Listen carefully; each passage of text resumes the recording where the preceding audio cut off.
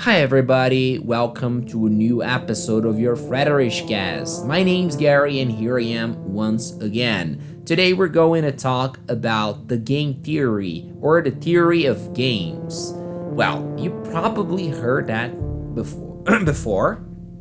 As I had heard that before many times, and I must confess that it wasn't until a few days ago when I started putting some more research onto it, that I came to understand really and precisely what that really is. Not only what that really means, but what that the theory is.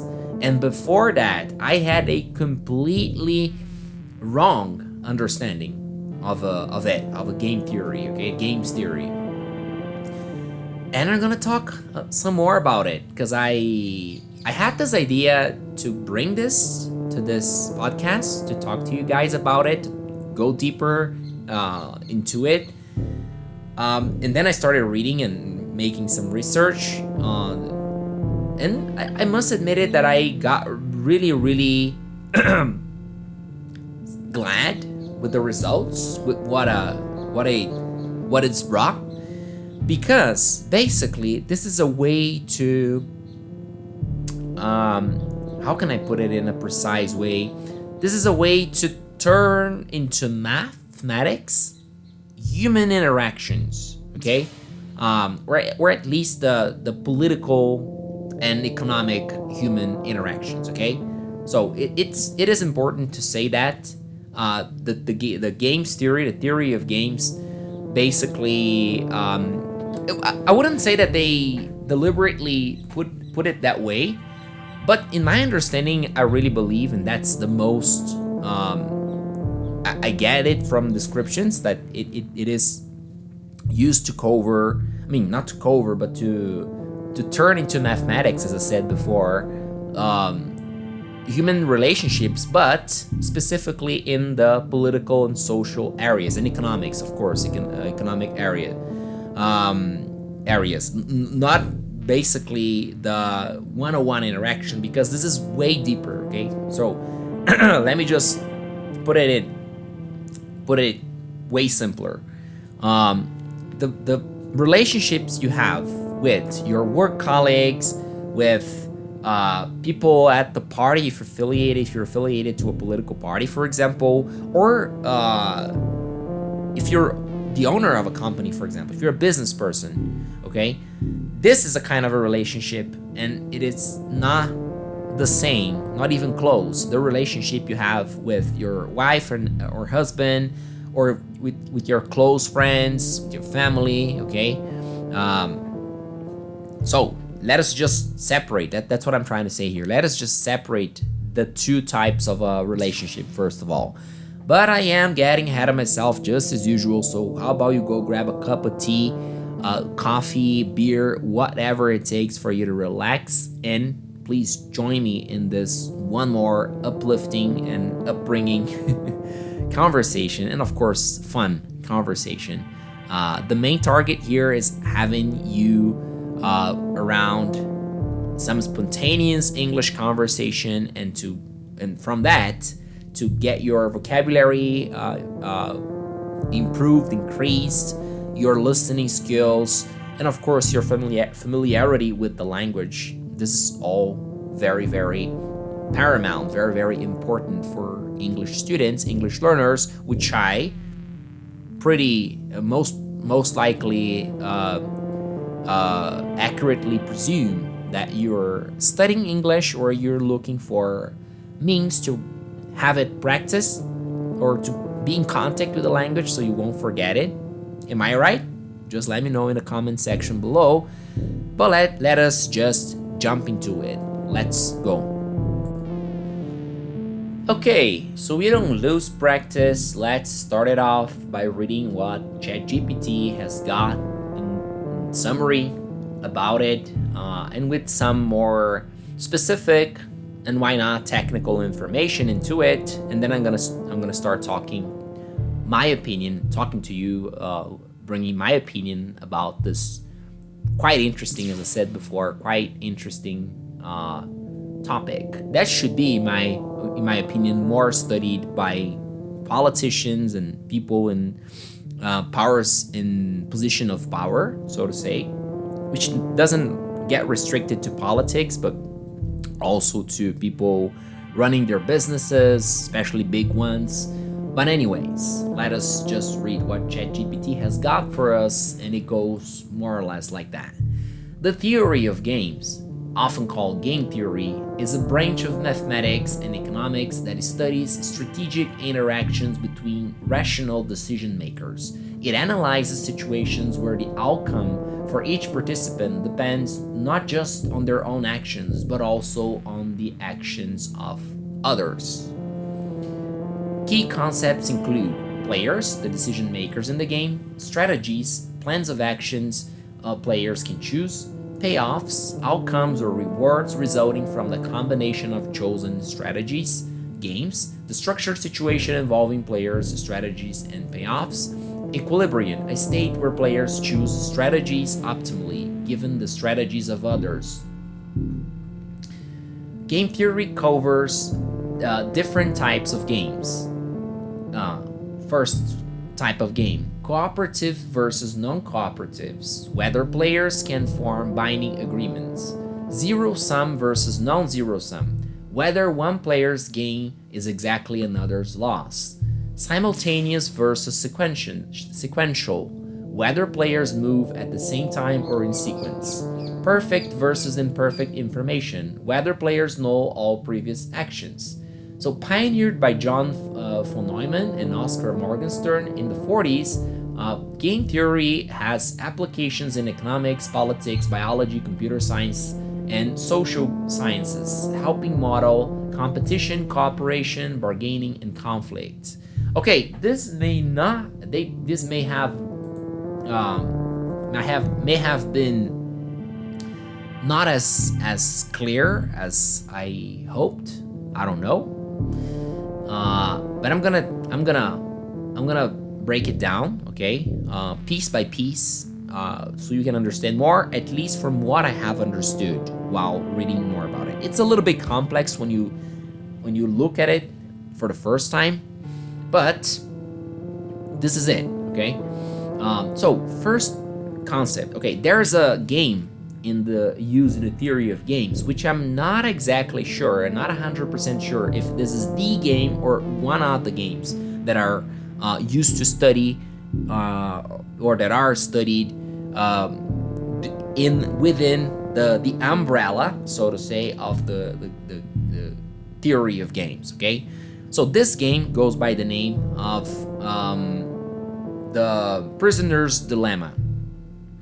So yeah, okay. Why prisoner? Because, well, the prisoners, quote unquote, are the players, okay? So they're competing between them, okay? Say two prisoners that are trying to get away, that is not going to go to jail, okay? So that's where there's this expression that says to get away with. For example, the very renowned TV show, How to Get Away with Murder.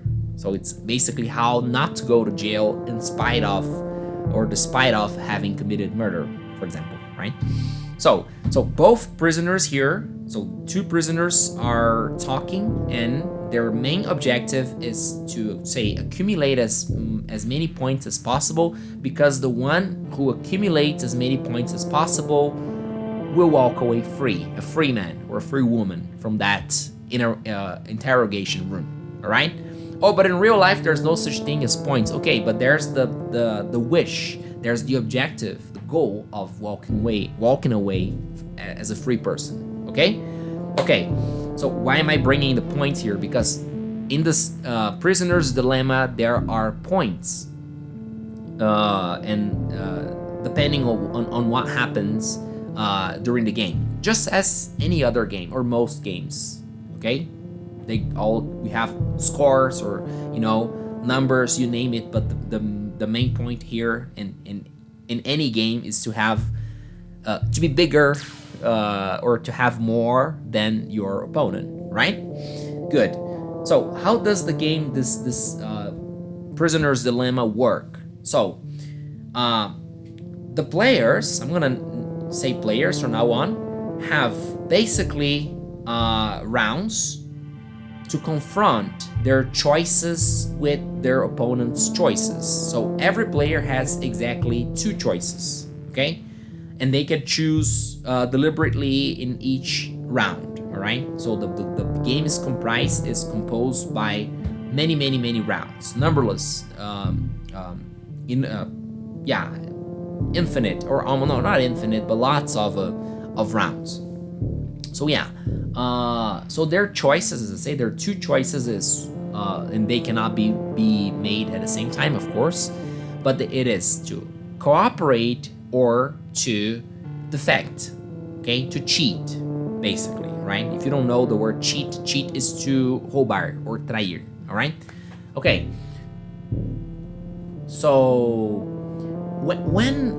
in every round you have these two choices, all right?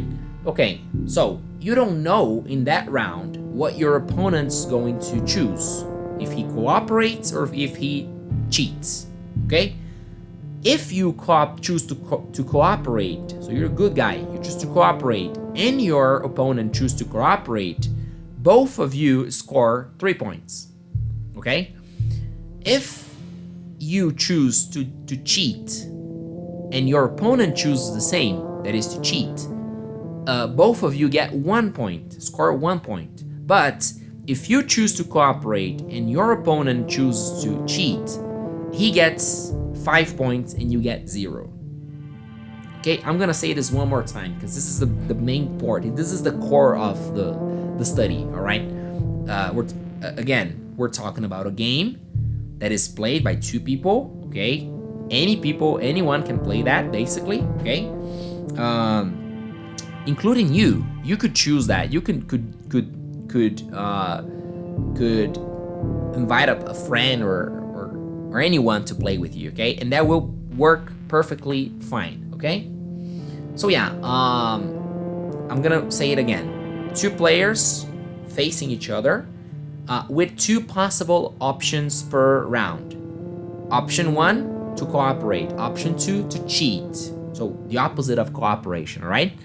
Okay, so if both players at that specific round choose to cooperate, they both score 3 points, okay? If both decide to cheat, that is to not cooperate, they both score 1 point. If one player chooses to cooperate and the other chooses to cheat, the cheating one gets 1 point and the cooperating one gets 0, okay? This is it. So what is so special about it? What is so interesting to study out of it? Well, the human relationships, okay? Because let's think about it. A few more pieces of information I forgot to add in the game. So there are lots of rounds, multiple rounds, okay?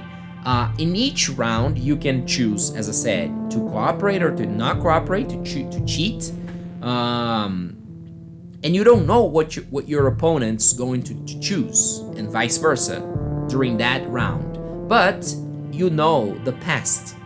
So say in round 1, I'm playing you, okay? You choose to cooperate, round 1. I choose to cheat. So you get 0 points and I got 3 points, okay? In the next round, you're gonna look at it and go, oh, he cheated. So I'm gonna cheat this round too. And then you choose to cheat, and I choose to cheat again. So I get 1 point and you get 1 point. So it's 4-1. 4 to me, 1 to you. Okay, 2 rounds. And there we go, okay? Well, you may think, okay, I would always cheat because at least I would get 1 point, okay? Yeah, that would be one strategy. But let's come to think of it, 1 point, it's not as encouraging to accumulate, okay? 1 is better than 0, but it's way worse than 3. Okay, it's a third of the amount of 3. So how would you get 3 points if both you and your partner cooperate? Okay, so the most interesting, I'm talking about the strategies to win this game, all right? The most interesting strategies in plural, uh, are the ones that don't only cooperate and don't only cheat, okay? But the one that balances cooperation and cheating, okay, as perfectly as possible. I'm gonna say it again. The most successful strategies in this game, and you can try them out. Yeah, you can Google the strategies and use them and apply them, or you can just spontaneously play that with your friend. But yeah, so you don't know what your opponent's going to choose, but you know what he has chosen in the previous rounds. Okay, and when I'm talking about efficiency or effective strategies in this game, this is the interesting part, and I'm going to start bringing it to the economics and to the social study, to the social aspect of it. Okay, which is the main purpose of this game from the very beginning. All right, but when I'm talking about the most effective strategies, it's not like, oh, you won this game versus one person, okay? But no, the number of scores accumulated, okay, at the end of that game, that match, with 200 rounds, for example. All right. Say for example, I play you and I win you just by cheating, but at the end of the 200 rounds, I'll have scored one a lot, okay? Because at certain moment, you will realize, hey, this guy's only cheating. I'm gonna start cheating from now on, and then the game's gonna go cheating all the time, you know? So, just to have an idea, I would probably end up 200 rounds with something around 200 rounds tops. You know, I couldn't make more than 200 points, all right? Because 1 point per round. And my opponent will lose with, say, 170, because it will, hypothetically speaking, it would have taken him or her to realize after 30 rounds that I was cheating all the time. So 200, when I compare, okay, you won that match, but you're not competing in this case when it's in terms of effectiveness with the other player, but with other matches in general. Okay, so so you have an idea, the top scoring numbers in this game go something around 450, 500 points, okay, which is a 2-point average per round, okay, and all of them are never about doing one thing always. So that is not always cooperating, but not always cheating. As I said, the balance. Okay. If I would go over all the strategies, or the top 3 strategies, this episode will get quite long. So this is not the purpose here. So let us just extract this piece of information here about, it's not all about cooperating all the time or cheating all the time. Doesn't it ring a bell? Doesn't it make you think, hey, I saw that before? Yeah, I saw that before in life. Okay, especially if you work, or if you have a company, if you go to school or college, okay, you're aware, unless you live in Narnia or in a place where people are saints, holy people, but unless that is the case, you understand, you have to this point, oh, I'm 19 years old and I'm 18 years old, I'm pretty young. No, you too, you have realized that you cannot only cooperate with people, sometimes you have to cheat people somehow, okay? Be that by telling a little harmless lie, or a big and harmful lie, or by stealing, God forbid. But I'm saying here that the balance is something interesting, right? And what is most interesting about it, here is my personal opinion, is that the most successful strategies, and again, successful means accumulating more points at the end of the match. It's not only about winning or losing, it's accumulating when we talk about effectiveness of this game, of the strategies of this game. It is about making more, scoring more, so you can be, can beat other winners without even having played them directly, but in the number of scores, number of points. Okay, I'll give you a comparison. Take soccer for example. Okay, say you play a match, your team play a match, and wins by 1-0. Okay, you won that match. Oh, say you play 10 matches in the championship. Your team played 10 matches in a championship, all winning by 1-0. 1-0, 1-0, 1-0, 1-0, 1-0, 1-0. At the end of the 10 matches, you have scored 10 times, correct? Okay, but say other team won the first match by 10-0, okay? And the second match by 5-0.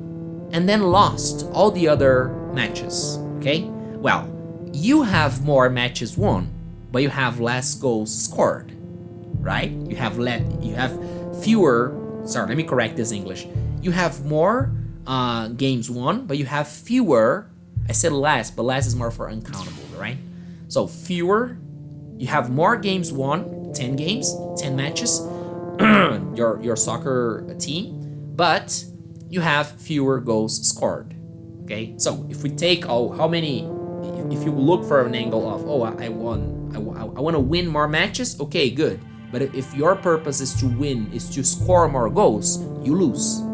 Winning more matches, you win, but to that other team in my example.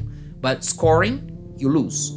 Okay, the main target here of the theory of games is not to winning more matches, but scoring more, basically. Of course, consequently winning more matches, obviously. So how does it all, so we can pack it up and finish it off? How does it relate to society? I think I literally do not need to explain, okay? This is a very interesting way to understand how, from a scientific point of view, or from more pragmatic, at least from a pragmatic point of view, to analyze how society works. Okay, so this is the most interesting part of this theory. I'm really gonna keep on reading more about it and studying. I'm gonna invite my wife to play with me, my friends to play with me this match to see the results, and maybe I'll bring a second episode on it for you guys, okay? But let me know in the comments section below if you haven't understood it, if you haven't understood my explanation here, and what are your thoughts on it? What do you think about it? Does it sound an interesting thing? Does it sound an interesting match to have fun with your friends in an afternoon barbecue party? Or more than that, does it sound like something interesting to analyze human behavior, especially in professional and economic purposes? Yeah, up to you. Let me know. So this will be all for this episode. I really thank you from the bottom of my heart. I see you in the next episode. Bye bye.